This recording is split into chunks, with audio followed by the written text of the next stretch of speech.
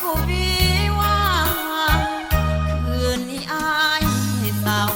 แต่เจ้าเป็นสุขกระเป๋ามันเผาความเอากับปวดแก้วสุรานั่งกินเหล้าขาวของแก้มก็คือน้ำตาคืนนี้เขากอดกันลาอายกอดสุราลาใจ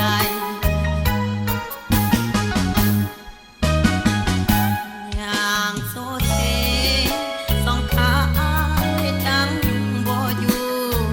เบิดบาดตัวสู้เปิดหนทางแก้ไขจะไปอ่อนวอนมันก็สวยเกินไปได้แต่ร้องไห้เพราะน้องเป็นของเขาแล้วในวันน้องแต่งแค่คนเขามาคับทาง